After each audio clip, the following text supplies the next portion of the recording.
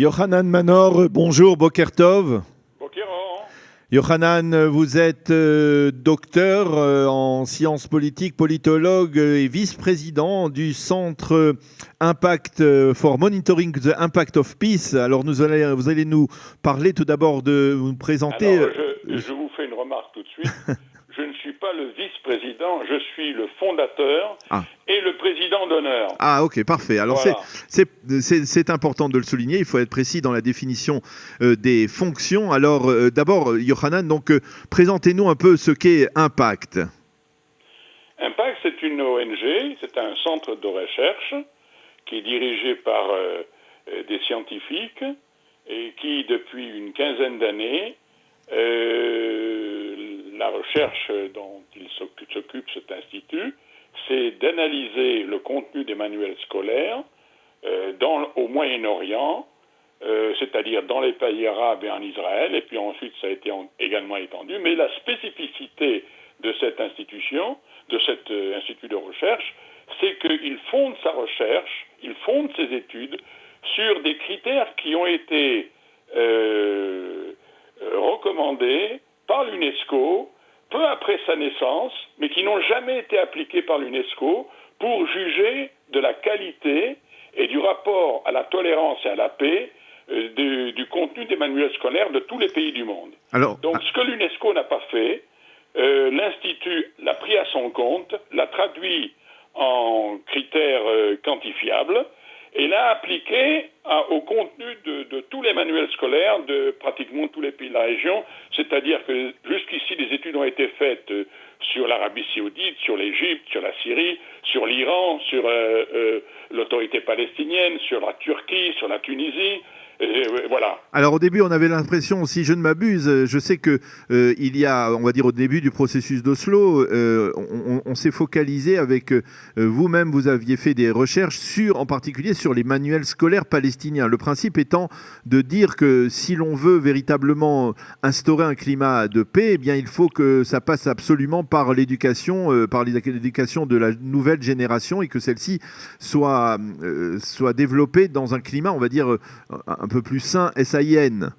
Oui, alors, effectivement, notre premier rapport, à l'époque nous avions un nom un peu différent, mais notre premier rapport a porté sur des manuels scolaires utilisés dans l'autorité palestinienne au cours de l'année entre 95 et 98, les années 98, et notre premier rapport a été publié dans l'été 98 et a servi aux négociateurs de White Plantation, c'est-à-dire à l'époque il s'agissait de Clinton et de Netanyahou. Si je ne m'abuse,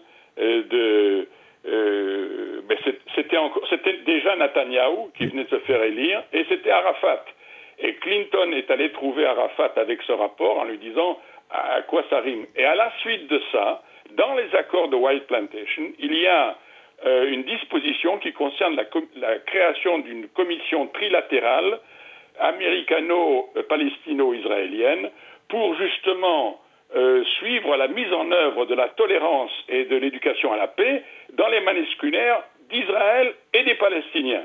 Voilà quel a été le résultat concret. Alors voilà, alors c'est important de le souligner parce que en fait vous parliez de White Plantation, ça nous ramène à 98, mais en fait et c'est un peu pour cela que je voulais aussi vous parler ce matin parce que la semaine dernière on a eu des informations sur le fait que le président Trump lors de sa rencontre avec Mahmoud Abbas à Bethléem la semaine dernière aurait sermonné le raïs palestinien en lui affirmant qu'il l'avait dupé alors qu'il pensait qu'il était favorable à la paix en découvrant de la part des Israéliens des informations selon lesquelles eh bien, lui-même était impliqué dans l'incitation à la haine au sein de l'autorité palestinienne, à la haine anti-israélienne. Et puis, on sait aujourd'hui que de plus en plus d'informations filtrent jusqu'aux pays européens sur le financement, l'utilisation des fonds que l'Union européenne... Le sujet, il faut le diviser en deux. Oui. Il faut d'abord parler des reproches faits à Abbas. Par Trump à Abbas. Et effectivement, c'est les rapports que nous avons fait de nombreux rapports de mise à jour, c'est-à-dire à chaque fois que les Palestiniens produisaient de nouveaux manuels ou les faisaient des mises à jour, nous avons suivi ce qu'ils faisaient. Dans nos derniers rapports, ce qui manifeste, c'est deux choses principales. Premièrement, c'est l'éducation aux martyrs. C'est-à-dire que de manière systématique, tous les terroristes qui tuent des civils sont glorifiés et donnés en exemple aux enfants palestiniens dans leur manuel scolaire. Deuxièmement, il n'y a pas une référence aux accords d'Oslo, aux accords signés ensuite, après Oslo, entre Israël et l'autorité palestinienne. Autrement dit, un enfant palestinien ne sait pas que ses représentants, ses gouvernants, ont signé des accords qui engagent l'autorité palestinienne à faire la paix avec Israël et réciproquement, bien entendu. Ce qui n'est pas le cas dans les manuels israéliens, parce que nous avons aussi analysé les manuels scolaires israéliens. Nous avons fait 3 rapports sur les manuels scolaires israéliens. Là, ces accords sont mentionnés avec tous les problèmes qu'il y a autour, bien entendu, mais ils sont mentionnés. Et donc, ce qui est paradoxal, c'est qu'on a un partenaire qui, en fin de compte, éduque ses enfants à glorifier la mort et à ne pas savoir qu'il y a une paix ou un processus de paix ou des accords en vue d'une paix avec les Palestiniens. C'est-à-dire que rien, on va dire, rien n'a changé depuis votre premier rapport. Non, c'est pas vrai. Il y avait des choses qui ont changé paradoxalement. Elles ont changé lorsque Arafat était président et que le Premier ministre était Mahmoud Abbas. Pendant les 2 années où il a été Premier ministre, il y a eu un changement. Par exemple, il y avait des cartes où le nom d'Israël figurait, notamment en ce qui concerne les résultats de la guerre de 48, n'est-ce pas? Et également une autre carte, mais le nom d'Israël figurait sur des cartes. Ce n'est pas le cas aujourd'hui.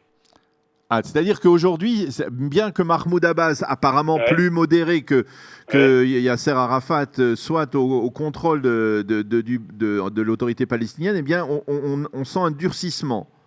Absolument. En 2005, Mahmoud Abbas, comme Premier ministre, avait veillé à ce que les manuels scolaires palestiniens changent. Et c'était manifeste. Est-ce qu'il l'a fait, à votre avis, de sa propre initiative ou alors par des pressions de la communauté internationale? Non, il l'a fait de sa propre initiative parce qu'il croyait que que le recours à la violence n'était pas constructif, ne servait pas les intérêts des Palestiniens, et il l'a fait pour cela. Et que la reconnaissance, c'était... Mais depuis, dans les manuels scolaires, ça a changé, on est revenu en arrière. Alors, comment vous expliquez cela? Qu'est-ce qui se passe? Est-ce que c'est le fruit de pression interne dans l'autorité palestinienne? Je ne sais pas. Je ne saurais pas vous répondre, mais c'est ce que nous avons constaté. Alors justement, j'ai parlé de ces critiques émises par Donald Trump lors de sa rencontre avec Abbas.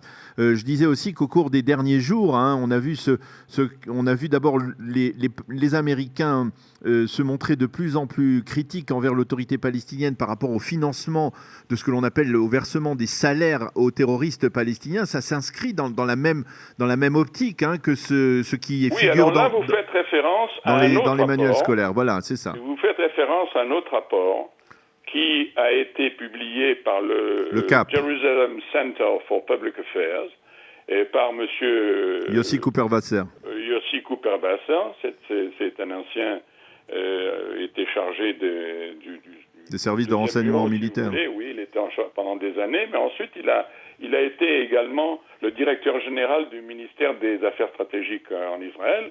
C'est une personne qui connaît l'arabe parfaitement, qui a suivi ces questions de très très près. Et à l'heure actuelle, il était chercheur, il est dans cet institut de recherche.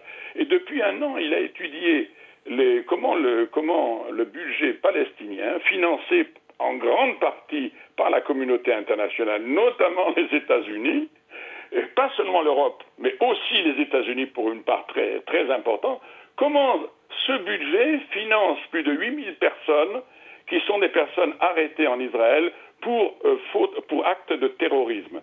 Et certains, ceux qui ils reçoivent donc un salaire, un bon salaire, un très bon salaire, qui est parfois même supérieur, 3 fois plus élevé que la moyenne dans la Palestine. Mais pour ceux qui ont fait le plus de crimes, ceux qui sont condamnés par exemple à 3 prisons à vie ou à 2 prisons à vie, ceux qui ont vraiment des crimes de sang sur les mains comme organisateurs et comme fauteurs de ces actes de terrorisme, et qui ont tué non seulement des Israéliens, bien sûr des Israéliens, des Arabes et aussi des citoyens américains. Donc ce rapport a montré que c'est financé par l'autorité palestinienne.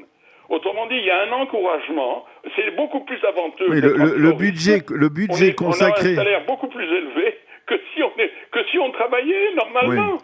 Le budget est consacré en 2016 par l'autorité palestinienne à ce financement des salaires, entre guillemets, et de plus d'1 milliard de shekels, c'est-à-dire qu'il représente... 1,5 milliard. Voilà, il représente plus de 7% du budget total de l'autorité palestinienne. Oh, je pense que c'est un peu plus que ça. C'est ce que Cooper Vassar a dit. Mais en fait, alors la question... budget, il faut le regarder, je pense que c'est un peu plus que... Ça approche les 10%. Hein. C'est possible. Alors écoutez, mais ce qui est important et ce que l'on peut se poser comme question, c'est, votre association, ce centre s'appelle Impact. Quel est justement son impact, l'impact de ces rapports que vous publiez auprès de la communauté internationale? Parce que cela fait 20 ans que l'on parle effectivement de ces manuels scolaires, mais on a l'impression que la communauté internationale, et l'Europe en particulier, la communauté européenne, semble imperméable à ce genre de rapport. Jusqu'à ces derniers jours où on a vu par exemple la Norvège se rebiffer, critiquer l'autorité palestinienne pour avoir donné le nom de Dalal Mughrabi, une terroriste palestinienne, à un centre pour femmes qu'elle avait financé, que la Norvège avait financé, et demander que ces fonds soient restitués, lui soient restitués. Est-ce que il y a un réveil du côté des pays européens concernant... Vous posez 3 questions là. Ouais. La première concerne le point de savoir si notre institut, sur cet institut de recherche, si ces recherches obtiennent des résultats, c'est qu'elles arrivent à faire bouger non seulement l'opinion, mais aussi les gouvernements. Oui, ça arrive. Je peux vous donner plusieurs exemples très précis. Un exemple fameux, c'est justement à l'époque où Mahmoud Abbas était simplement Premier ministre. Nous avons publié un rapport qui montrait que dans certains de ces manuels, on faisait référence au protocole de Sion comme des documents comme quelque chose d'authentique. Mm-hmm. Et à la suite de ça, il s'agissait d'un manuel qui était financé à l'époque par la Belgique. À la suite de ça, la Belgique d'abord a dit « mais c'est pas vrai, c'est impossible, nous avons une commission qui vérifie tout ça ». Nous leur avons envoyé tous les documents en arabe, traduit en français, traduit en anglais, et à la fin du compte, l'autorité a retiré ces passages. A purement et simplement retiré ces passages. Donc c'est un exemple. Un autre exemple, c'est l'Arabie Saoudite. Quand nous avons publié notre premier rapport sur l'Arabie Saoudite, c'était je pense que je mets bonne mémoire, en 2005, il y a eu une réaction terrible. C'est que 2 années après, ils ont modifié des livres où ils ont enlevé des passages se référant aux juifs et aux croisés, c'est-à-dire aux chrétiens. Mmh. Oui, non, il y a de l'effet. Alors, c'est pas fait de bonne grâce souvent, oui. Et la communauté internationale, notamment l'Europe, traîne les pieds. Pourquoi? Par préjugés favorables aux Palestiniens, parce qu'ils les considèrent comme les pauvres Palestiniens qui doivent être soutenus, qui doivent être aidés, et donc ils ferment les yeux sur des choses qui sont évidentes. Mais aujourd'hui, après 20 ans, 25 ans, on se rend compte que les Palestiniens, tout en étant soi-disant le côté faible, sont aussi un côté qui pêche par des actes inadmissibles.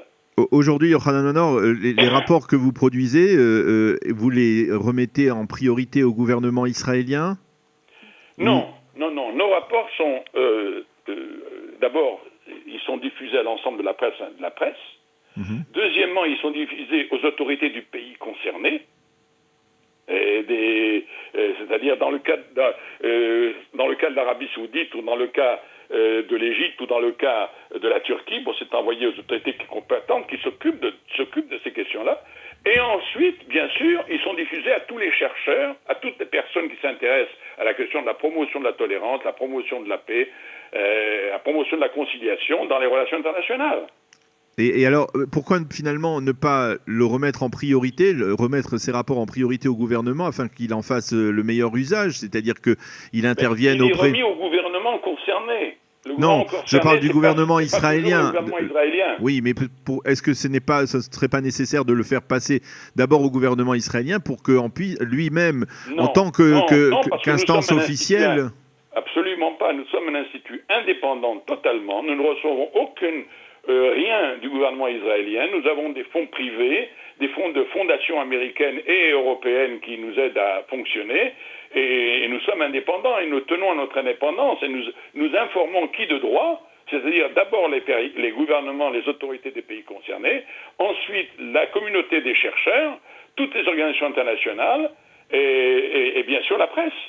Alors, je voudrais peut-être vous poser une question plus spécifique. Dans les manuels scolaires, est-ce que vous pouvez nous dire, par exemple, dans le dernier rapport que vous avez publié, sur les manuels scolaires palestiniens, quels sont les éléments les plus choquants, les plus problématiques?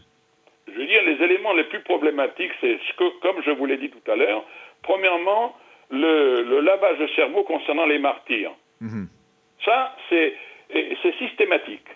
Autrement dit, un gosse qui lit ça, bon, on lui bourre le crâne pour devenir un martyr. Ça, autrement dit, le but de cette éducation, c'est de former des gens qui pourront sacrifier. Oui. Et sacrifier, ça veut dire se faire sauter parmi les civils, juifs et israéliens. Ça, c'est le but. La deuxième chose, c'est ce qu'il n'y a pas dedans. La chose la plus grave, à mon sens, pas moins grave que l'élément précédent, c'est qu'il n'y a pas d'élément positif concernant les relations, concernant les accords, concernant le modus vivendi entre les Palestiniens, l'autorité palestinienne et Israël. C'est inexistant. Alors, c'est quand même une aberration. Alors la dernière question, Yohanan Manor, qu'est-ce que tout cela vous inspire lorsque l'on est plongé dans de tels rapports? Est-ce que cela remet en cause, dirons-nous, votre foi ou vos convictions concernant un règlement du conflit israélo-palestinien? Est-ce que aujourd'hui, vous pensez, après vous êtes plongé pendant de nombreuses années dans ces manuels scolaires, qu'il y a une réelle possibilité de règlement, de réconciliation, de paix entre Israéliens et Palestiniens? Pas plus tard qu'aujourd'hui, il y a un rapport dans le Israël Hayom, une enquête sur le fait que 75% des Israéliens ne croient pas en une paix sincère et réelle avec les Palestiniens dans un proche avenir. C'est le résultat, en fait, cause et effet? Non. Là, je pense que vous mélangez beaucoup de choses. D'abord, les rapports en question, et d'ailleurs, entre parenthèses, nous avons aussi fait des rapports sur Israël. Oui. En général, les manuels scolaires israéliens sont assez corrects, sauf peut-être ceux du courant Haredi. Et nous sommes en train nous terminons un rapport justement, d'ailleurs je crois que il a été publié, je crois qu'il est mis sur Internet en ce moment, sur le secteur Haredi, où il y a des changements à opérer, disons. Oui. Mais pour le reste, l'ensemble des autres manuels sont bons et même très bons. Par rapport le rapport aux autres. C'est-à-dire qu'il y a un déséquilibre. On est clair il est clair qu'il y a... Oui, manifestement. Non, mais on enseigne au respect de l'autre, au respect des Arabes, au respect des musulmans. C'est manifeste, c'est pas bon. Et il y a ensuite un rapport à la réalité. On parle de ce qui a été conclu, signé, mis en œuvre entre les Israéliens et les Palestiniens. Bon, ça, c'est une chose. Maintenant, ce à quoi vous vous référez, c'est la question de savoir si ça ne coupe pas, ça ne décourage pas. Oui. Effectivement, au vu des sondages, du sondage auquel vous vous référez. Je pense que non. Je pense que c'est une appréciation réaliste de la situation. Et c'est une manière de dire, pour progresser, il faut que ce domaine-là change. Oui, mais ça fait 20 ans tout de même que ça ne change pas. Oui, mais comme je vous l'ai dit, il y a eu aussi des hauts. Il y a eu aussi un changement important à un moment. Il ne faut pas l'oublier non plus. Donc, ça veut dire que le changement est possible. Il est possible, ce qu'il y a, c'est qu'il a été éphémère. Et qu'ensuite, ça a déversé dans la violence, avec l'intifada notamment. Oui. Et donc, non, il mais faut pas Mais vous restez malgré tout optimiste. On est obligé d'être optimiste. Les Israéliens, le sondage auquel vous avez fait référence est une attitude réaliste. Il ne semble pas qu'aujourd'hui, les Palestiniens soient mûrs, soient prêts à un accord de paix qui signifie une réconciliation et une reconnaissance de l'autre et une volonté de vivre en paix avec l'autre. Non, ce n'est pas encore le cas. Ils sont prêts à des accords qui leur permettent d'aller plus loin, de tirer des avantages, de mettre en difficulté Israël. Ça oui, des accords comme ça leur convient, mais pas plus. Donc ils sont dans une perspective de poursuite du conflit. Et les Israéliens sont très réalistes en disant que c'est pas mûr pour ça. De notre côté, vous avez oublié de mentionner le fait que des sondages similaires indiquent que 3/4 des Israéliens ne veulent pas incorporer la plupart de la Judée-Samarie. Mmh. Ça aussi. Oui. Ils sont très réalistes, les Israéliens. Ils savent que c'est une chose qui nous mettra en très grande difficulté. Et c'est pas par hasard. Il y a un bon sens de l'opinion israélienne. Elle est réaliste. Eh bien, Yochanan Manor, je vous remercie de nous avoir éclairé sur ce sujet tout à fait important et intéressant des manuels scolaires et en tout cas de la relation que peuvent avoir les Palestiniens et les jeunes Palestiniens envers l'État d'Israël, envers les Israéliens, peut-être même envers les Juifs en général dans ces manuels scolaires. Merci de nous avoir éclairé. J'aimerais juste ajouter quelque chose d'important. Oui, faites. Pour compléter, parce que tout n'est pas noir. Un exemple intéressant de ce point de vue-là, c'est le fait que la population arabe de Jérusalem, celle qui est partagée entre l'attachement au peuple palestinien et le fait que ce sont des personnes qui vivent dans une ville où la majorité est juive et israélienne. Cette population, depuis 1968, a refusé, malgré les propositions qui ont été faites par le ministère de l'Éducation en Israël, de passer au programme israélien. Depuis quelques années, la tendance est inversée. Et l'année prochaine, pas dans les classes terminales, dès le primaire, une partie des écoles arabes de Jérusalem qui le souhaitent pourront également étudier selon le programme israélien. C'est intéressant. Ouais. Voilà, donc pour terminer, on va dire une étincelle d'optimisme de ce point de vue-là. Oui, non, les choses peuvent bouger, il ne faut pas baisser les bras. Eh bien, merci encore une fois, Yochanan Manor. Je rappelle que vous êtes politologue et que vous êtes le président d'honneur donc de cet institut Impact qui est consacré à la recherche des manuels scolaires, des enquêtes sur les manuels scolaires qui sont publiés régulièrement. Et bien entendu, j'invite nos auditeurs à consulter le contenu de ces rapports sur les manuels scolaires palestiniens et dans le monde arabe. L'Institut a un nom un petit peu plus compliqué que ce que vous avez dit. C'est Impact-SE. SE, oui. School Education, SE. Impact SE. Et d'ailleurs, nous avons fait aussi une étude très intéressante récente sur les écoles musulmanes aux États-Unis et au Canada, qui est également très édifiante et très intéressante. Et nous allons probablement publier dans l'avenir également des rapports sur certains pays européens. Merci encore une fois, Yochanan Manor, et à bientôt. Shabbat Shalom. Shabbat Shalom. Nous poursuivons cette heure d'actualité avec dans quelques secondes la chronique quotidienne d'Eliana Gurfinkel, un jour notre histoire, qui nous parlera du procès des médecins, du premier procès de Nuremberg. Elle nous en parlera dans quelques instants.